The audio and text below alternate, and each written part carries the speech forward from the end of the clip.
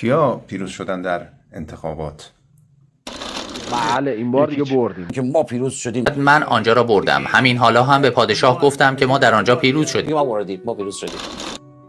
مدتها برای همه سواله که چطور یک جریانی که ناکارآمدی خودش رو به کرات اثبات کرد و ما دیدیم هر وقت که حکومت و قدرت دست اینا بود اظهار ناتوانی و نمیتوانیم و نمیگذارند کردن، همیشه در انتخابات و در بزنگاه پیروز انتخاباتن.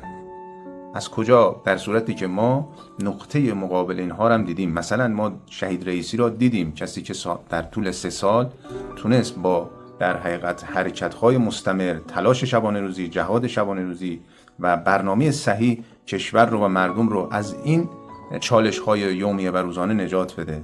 ما دیگه در زمان شهید رئیسی درگیر ناترازی نشدیم، درگیر فیلترینگ و اینجور مسائل نبودیم.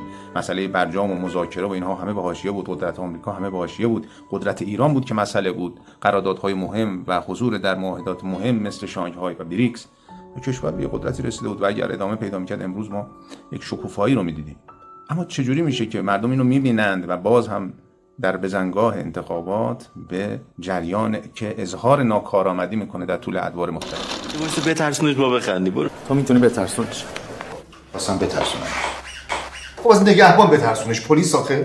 گفتم بابا یه خود بترسونش. در بحبوحه جنگ سرد جریان لیبرالیسم که با شعارهای دهن پرکن رفاه و پیشرفت و افراط‌گرایی در آزادی‌های فردی که قرار بود از سیئات فردی به خیر جمعی برسن و شکوفایی ایجاد کنند، آرام آرام وقتی دیدن که شعارهاشون رو به زواله، راهی جز این نداشتن که طرح نو بندازن و اومدن عملا وحشت و ترس را به عنوان یک ایدئولوژی جدید اشاعه دادن و عملا نئولیبرالیسم رو شکل دادن و بعدن این رو منتشر کردن در همه جهان به عنوان یک رفتار سیاسی غلط و جامعه هم تبعیت کرد و متاسفانه در ایران هم آمد.